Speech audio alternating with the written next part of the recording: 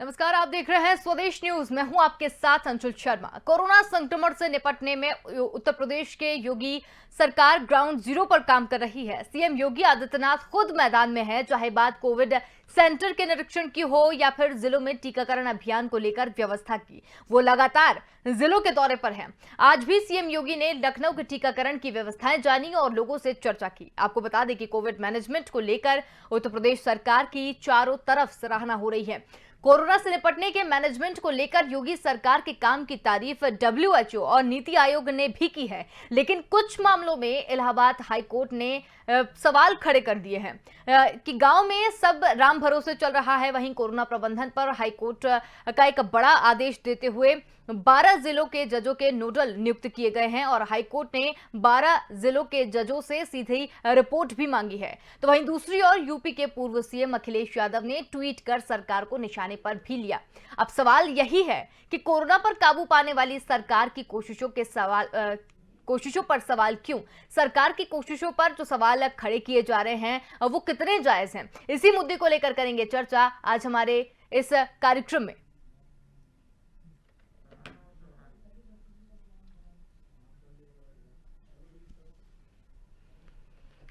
तो आपको बता दें कि योगी सरकार लगातार ग्राउंड लेवल पर काम कर रही है और इस ग्राउंड लेवल पर काम करते हुए काफी सराहना भी योगी सरकार को मिल रही है।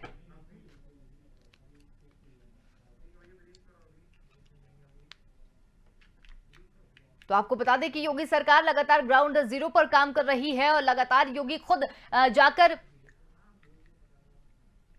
दौरे कर रहे हैं और दौरों में जाकर वो जमीनी हकीकत भी जान रहे हैं। कोविड बात चाहे कोविड केयर सेंटर की हो या फिर कोई और बातें हो, उसको लेकर भी लगातार योगी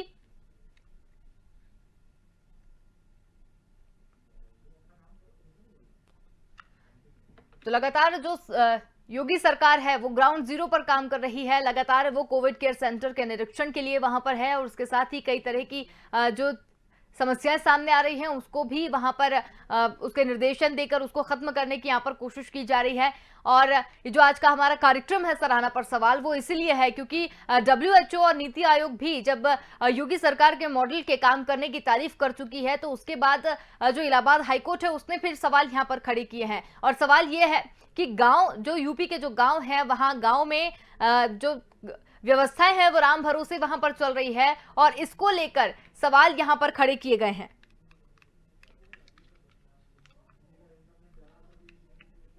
तो आपको बता दें कि यहां पर लगातार सवाल खड़े किए जा रहे हैं योगी सरकार के ऊपर। लगातार वो ग्राउंड रिपोर्ट पर काम कर रही है, उसके बाद में भी सवाल कई तरह के यहां पर खड़े हो रहे हैं और वो सवाल क्यों खड़े हो रहे हैं इसी पर आज हम लगातार चर्चा करेंगे।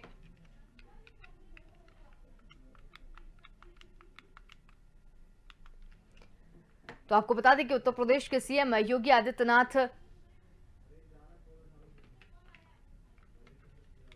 कई तरह के काम कर रहे हैं। कोरोना संक्रमण से निपटने के लिए उत्तर प्रदेश की योगी सरकार ग्राउंड जीरो पर काम कर रही है। सीएम योगी खुद मैदान में है, चाहे बात कोविड केयर सेंटर की हो, निरीक्षण की हो या जिले के टीकाकरण की हो, अभियान को लेकर जो व्यवस्था है उसकी हो, वो लगातार जिलों के दौरे पर हैं। आज भी सीएम योगी ने लखनऊ के टीकाकरण की व्यवस्थाएं जानी और लोगों से चर्चाएं भी की। आपको बता दें कि कोविड मैनेजमेंट को लेकर उत्तर प्रदेश सरकार की चारों तरफ सराहना की जा रही है।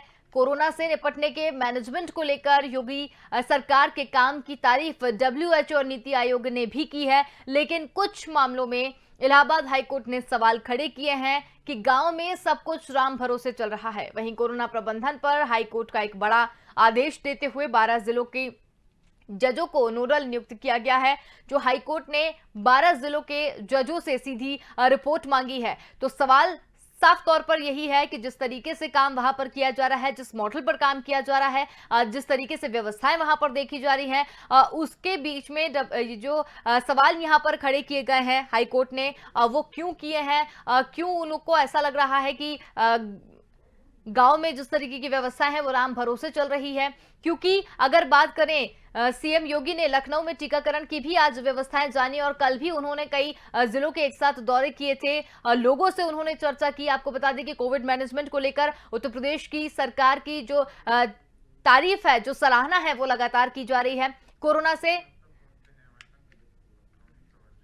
कोरोना से निपटने के लिए लगातार वो मैनेजमेंट को लेकर योगी सरकार के काम की तारीफ जो है वो डब्ल्यूएचओ नीति आयोग भी कर रहे हैं, लेकिन इलाहाबाद हाईकोर्ट ने सवाल क्यों खड़े किए हैं, इसी पर हम चर्चा करेंगे। और हरीश श्रीवास्तव बीजेपी प्रवक्ता हमारे साथ फोन लाइन पर जुड़ गए हैं। हरीश जी, बहुत बहुत स्वागत है आपका स्वदेश न्यूज में।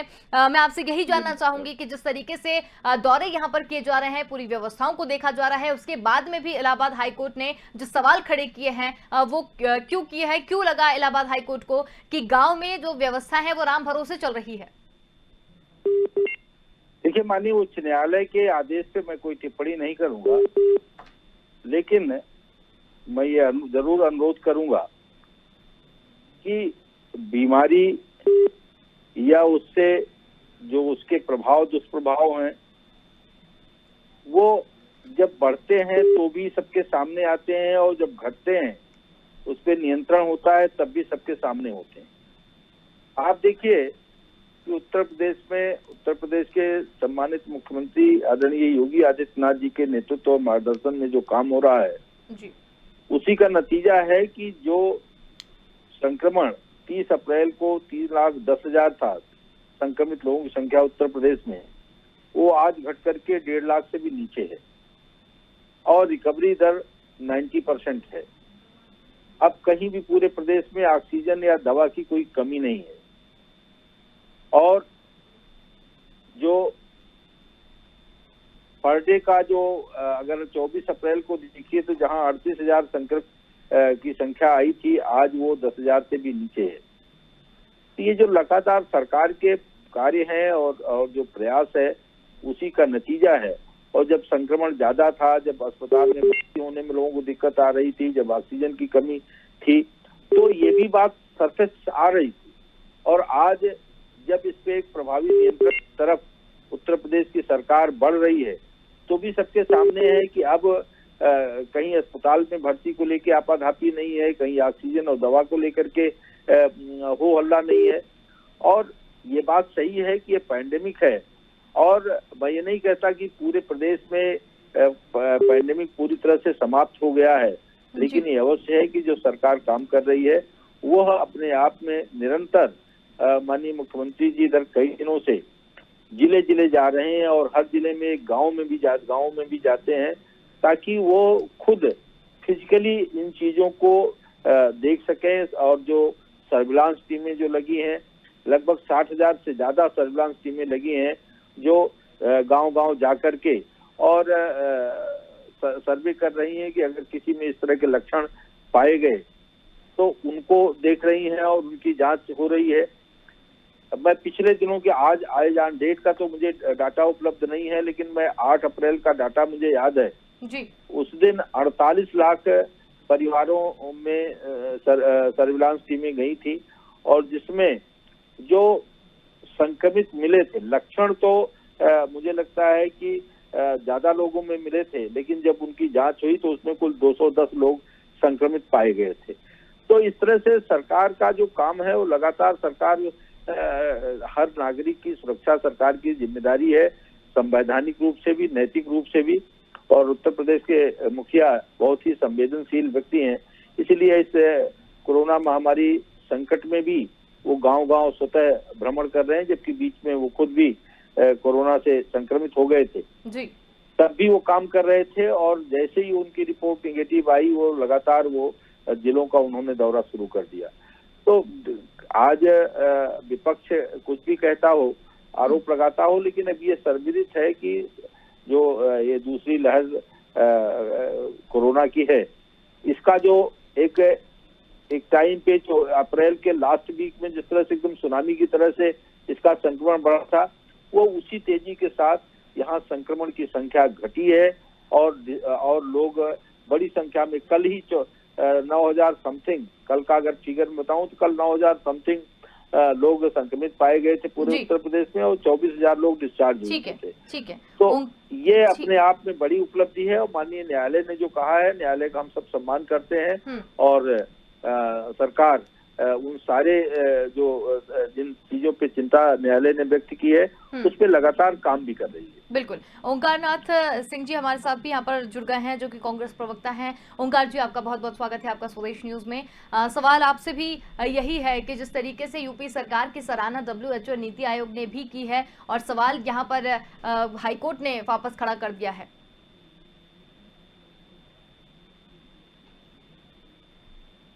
अगर हाईकोर्ट ने सवाल किया है तो आपका क्या मतलब ये है कि हाईकोर्ट ने गलत किया है? अगर WHO तारीफ कर रहा है, नीति आयोग तारीफ कर रहा है, WHO तारीफ करेगा तो कॉलम दे रखा है, पैसा दिया हुआ है, नीति आयोग तो इन्हीं की संस्था है, तो वो तो तारीफ करेगी। लेकिन हाई कोर्ट जो है वो अगर इस पर कह रही है, और 12 जिलों में आप बता रहे हैं कि डिस्ट्रिक्ट जजेस अपॉइंट किए गए हैं जो मॉनिटर कर रहे हैं, समझ लीजिए क्या परिस्थिति है। मुख्यमंत्री घूम रहे हैं, मुख्यमंत्री मीटिंग कर रहे हैं, उसमें एक अलग बात है, मुख्यमंत्री अपनी मेहनत कर रहे हैं, लेकिन उस मेहनत का कोई नतीजा निकल रहा है, कोई फर्क पड़ रहा है? जो अधिकारी इनके संग काम कर रहे हैं, जो टीम 11 इन्होंने बनाई है या जो टीम 9 बनाई हुई है, उस टीम 9 को कम से कम ऐसा करना चाहिए था कि हाई कोर्ट इस तरह की बातें ना करता। अगर वो हाई कोर्ट इस तरह की प्रॉब्लम कर रहा है तो इसका मतलब वो मुख्यमंत्री को अंधकार में रखे हुए हैं। चलिए, ठीक है। सवाल तो इस बात है कि आप सूरत में ये करना चाहिए जी। आपने अभी अपने प्रोग्राम शुरू करने के पहले बहुत सी अच्छी चीज दिखाई, छोटे छोटे बच्चों का आपने दिखाया कि भाई डिस्टेंस दूर होना चाहिए, सोशल डिस्टेंसिंग कीजिए, मास्क लगाइए, हाथ धोइए, आप प्रयास कर रही हैं। ठीक है, थोड़े ठीक है ओंकार जी, को आपने प्रयास कराने की कोशिश की, लेकिन ठीक सरकार क्यों नहीं ऐसा कर रही है कि जनता समझे इस चीज को? जानेंगे आपसे भी ओंकार जी, इस विषय पर भी जानेंगे। रफी अहमद उस्मानी, नेता सपा यूपी, हमारे साथ जुड़ गए हैं। जी, आप क्या कुछ कहना चाहेंगे इस विषय पर, जिस तरीके से यहाँ पर लगातार काम किया जा रहा है और उस पर हाईकोर्ट ने सवाल यहाँ पर उठाया है? अरे मिले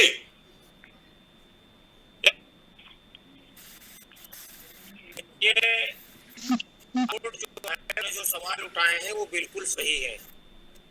जमीन पे कोई काम नहीं दिख रहा है।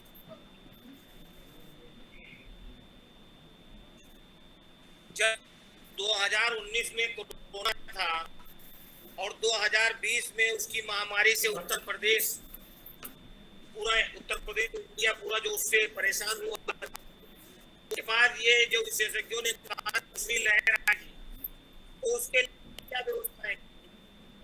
इन्होंने हॉस्पिटल बनाए, इन्होंने बेड खरीदे, इन्होंने वेंटिलेटर खरीदे, इन्होंने ऑक्सीजन प्लांट लगाए, इन्होंने ऑक्सीजन के सिलेंडर खरीदे, इन्होंने डॉक्टर्स का अपॉइंटमेंट किया, इन्होंने मेडिकल स्टाफ का अपॉइंटमेंट किया, नहीं किया। इन्होंने क्या किया?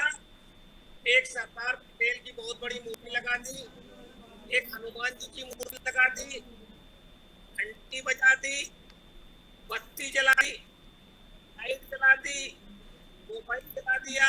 इससे कोरोना भागने वाला नहीं है। और तीसरी लहर जो विशेषज्ञों ने कहा है कि सितंबर अक्टूबर में तीसरी लहर आएगी, इसमें इस बार जो जवान लोग डैमेज हुए हैं उसके बच्चे जो है वो उससे प्रभावित होंगे। ठीक है, ठीक है रफी अहमद जी, ठीक है रफी अहमद जी, आपसे बिल्कुल आपसे बात करेंगे। ठीक है रफी अहमद जी, आपसे बात करेंगे। वर्मा जी सुन लीजिए, मेरा सुझाव सुन लीजिए, एक मिनट मेरा सुझाव सुन लीजिए।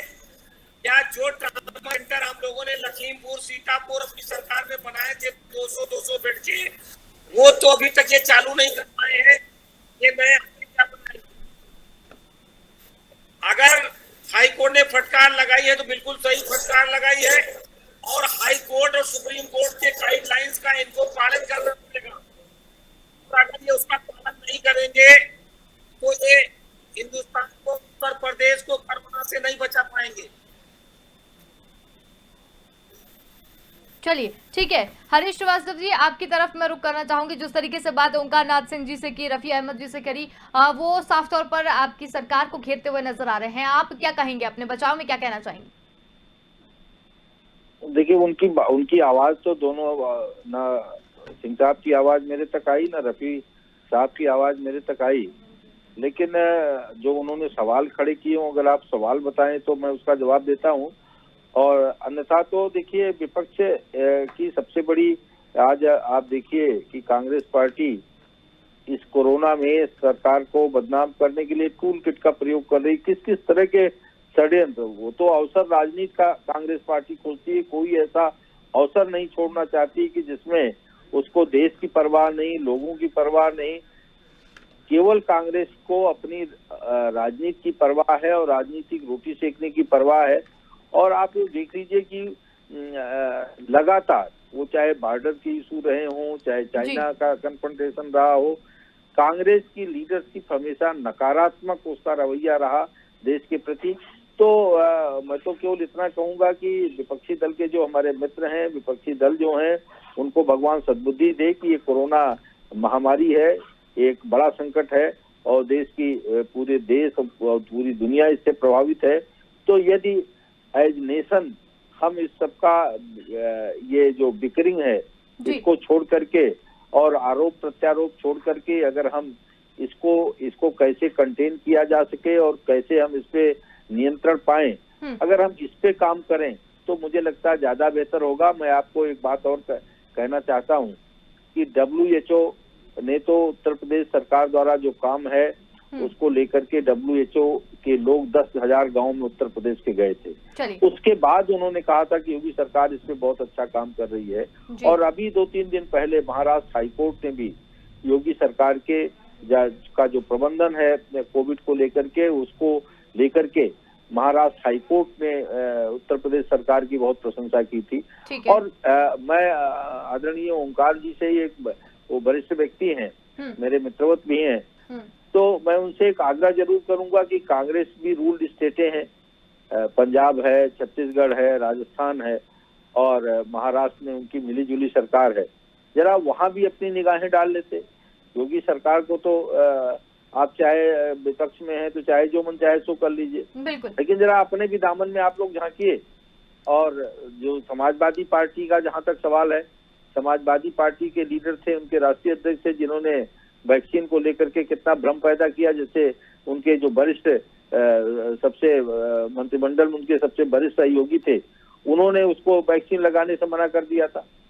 तो यह अपने आप में एक बड़ी विडंबना की बात है कि ये विपक्ष वो लॉकडाउन को लेकर के तरह तरह की बातें करता रहा, फिर ये वैक्सीन को लेकर तरह तरह की बात करता रहा, कोरोना को लेकर के तरह तरह के बयान देता रहा। तो ये जो कभी इसको चुनाव से जोड़ता था, कभी राजनीति से जोड़ता था, कभी किसी चीज से जोड़ता था, तो यह बहुत एक विपक्ष को का जो कार्यशैली है उसको अपनी कार्यशैली में जरा अगर वो गुणात्मक, अगर वो देश को ध्यान में रख करके, यहाँ की देश की जनता की, हम सब इसी देश के नागरिक हैं, तो अगर ये देश रहेगा और यहाँ के लोग रहेंगे तो सबकी राजनीति रहेगी। तो इसको लेकर के अगर कांग्रेस और विपक्षी दल राजनीति करें तो अच्छा लगेगा, लेकिन इस पैंडेमिक में अगर ये राजनीति न करके अपने अपने सब कर्तव्यों का निर्वहन करें तो मुझे लगता है ज्यादा बेहतर होगा। ठीक है, मनोज मिश्रा जी वरिष्ठ पत्रकार भी हमारे साथ यहाँ पर जुड़े हुए हैं। मनोज जी, आपका भी बहुत स्वागत है स्वदेश न्यूज में। आपसे भी सवाल यही है कि सराहना पर जिस तरीके से हाईकोर्ट ने सवाल यहाँ पर उठाए हैं, जिस तरीके से योगी आदित्यनाथ पूरे सब जिलों का दौरा कर रहे हैं, सारी व्यवस्थाओं का औचक निरीक्षण कर रहे हैं, दिशा निर्देश भी दे रहे हैं, सारे काम वहां पर कर रहे हैं, तो उस बीच में WHO और नीति आयोग ने भी जब उनकी तारीफ की, उनकी सराहना यहाँ पर की, तो उसके बाद हाई कोर्ट ने सवाल खड़े कर दिए। क्या कहेंगे आप इस पर? मुझे लगता है कि ये सिक्के के दो पहलू हैं जी। विगत वर्ष भी उत्तर प्रदेश या पूरे, मैं उत्तर प्रदेश बात बार बार इसलिए कहता हूँ क्योंकि प्रदेश की बहुत बड़ी आबादी है और कोरोना के पहले टर्म में जिस तरीके से हम लोगों को डर था और ये आशंका सबने जताई थी कि बड़े स्तर पर इनफ्लुएंसर होगा, और क्योंकि हमारी व्यवस्थाएं चाहे हॉस्पिटल हो चाहे वो प्रबंधन की हो कमजोर रही, उतनी अच्छी स्थिति हमारी लिए नहीं रही है, लेकिन उसके बावजूद भी तारीफ भी हुई और आकलन से ज्यादा लोगों को रिलैक्सेशन, मतलब उनको सुविधाएं मिली और लोग बचे, जान माल की रक्षा हुई। कोरोना का जब सेकेंड टर्म आया और हम ये कह सकते हैं कि 15 मार्च से लेके, हरी जी आप बहुत वरिष्ठ हैं, 15 अप्रैल या 30 अप्रैल तक जो स्थितियां थी पूरे बड़े शहरों की बात करें, लखनऊ, प्रयागराज, बनारस, गोरखपुर, और हम नोएडा गाजियाबाद की बात कर ले तो ऑक्सीजन और ब्लड एक समय हॉस्पिटल और आईसीयू इन सब का संकट आया था। कारण ये था कि मरीजों की संख्या बढ़ गई थी, लेकिन उसमें मॉनिटरिंग को लेकर के मुख्यमंत्री खुद कोरोना पॉजिटिव हुए थे, लेकिन उसके बावजूद भी मॉनिटरिंग में और निर्देश में देखिए मैं फिर कहना चाहूंगा कि चीजों की कमी को झेलना पड़ा सबको। ऑक्सीजन नहीं था तो नहीं था, उस दौरान बहुत सारे हमारे साथी, चाहे पत्रकार साथी रहे हो या आम आदमी या अन्य संस्थाओं से जुड़े हुए लोग रहे हो, वो काल के गाल में भी गए, इस बात से भी इनकार नहीं कर सकते।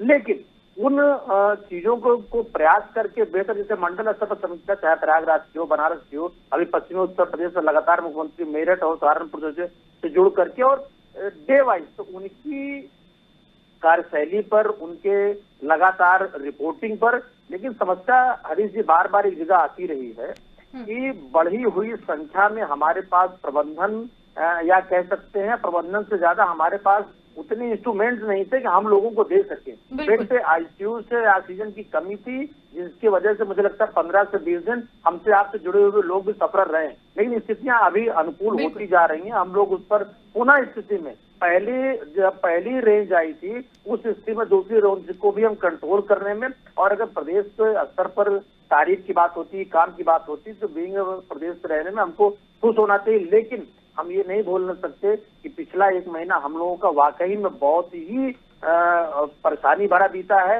और बहुत सारे लोगों को परिवार से और घर से या जुड़े हुए लोगों की जान भी गई है। जी चलिए ठीक है हरीश जी, आपसे फिर एक बार रुक करना चाहूंगी। जिस तरीके से मनोज जी ने जो भी कहा, कितने सहमत हैं आप इस बात से? बहुत वरिष्ठ पत्रकार हैं और ये बात मैंने स्वतः ही कही कि ये जो अप्रैल का जो लास्ट वीक था और उससे लेकर के 6-7 मई तक स्थिति काफी दिक्कत में रही। तमाम सारे लोग जो उस समय कठिनाइयां आई सामने, क्योंकि इतनी बड़ी संख्या में संक्रमित लोग आ रहे थे कि वो सारी व्यवस्थाएं जो सरकार चाहे जितना उसको बढ़ा रही थी, लेकिन वो न्यून पड़ जा रही थी। तो उसके कारण एक बड़ी कठिनाई आई और बड़ी पीड़ा सबको झेलनी पड़ी। उस सब पीड़ा के साथ सरकार उतना ही उस पीड़ा को महसूस कर रही जितना हम सब लोग महसूस कर रहे हैं। और उसी को देखते हुए आज माननीय मुख्यमंत्री जी जो गांव-गांव भ्रमण कर रहे हैं, सीएचसी पे बेड तैयार करने की बात कर रहे हैं और पीडियाट्रिक जो आईसीयू और इस तक की बात कर रहे हैं कि ये तैयारियां रहनी चाहिए, जैसा कि तीसरी लहर के बारे में तरह तरह की बातें आई हैं। बिल्कुल। तो वो मुख्यमंत्री जी की ये लगातार उस पे, और ये जो वर्तमान में है कि इसको हम पूरी तरीके से कंटेन करके और समाप्ति की तरफ दूसरी तरह को ले जाएं, इसको लेकर के जो उनका कार्य है वो अपने आप सबको दिख रहा है। और जैसा कि मिश्रा जी ने भी बताया कि अब वो स्थिति संक्रमितों की संख्या घटी है, अब उस तरह की दिक्कत भी नहीं, चाहे दवा हो, चाहे ऑक्सीजन हो, चाहे बेड की बात हो, तो वो तो हम स्वतः भी स्वीकार कर रहे हैं और ये सबके सामने है। ठीक है, चलिए हरीश जी बहुत बहुत धन्यवाद आपका हमारे साथ जुड़ने के लिए। रफी जी, ओंकार जी, आपका भी बहुत धन्यवाद हमारे साथ जुड़ने के लिए। और मनोज जी, वरिष्ठ पत्रकार जो हैं, आपका भी बहुत धन्यवाद हमारे साथ जुड़ने के लिए। तो यहाँ सराहना और सवाल पर हम लगातार चर्चा कर रहे थे, तो किस तरीके से सवाल यहाँ पर उठाए गए हैं और क्यों योगी आदित्यनाथ सरकार के ऊपर जो सवाल उठाए गए हैं उस पर भी हमने यहाँ पर चर्चा की। फिलहाल के लिए इतना ही। देखते रहिए स्वदेश न्यूज। नमस्कार।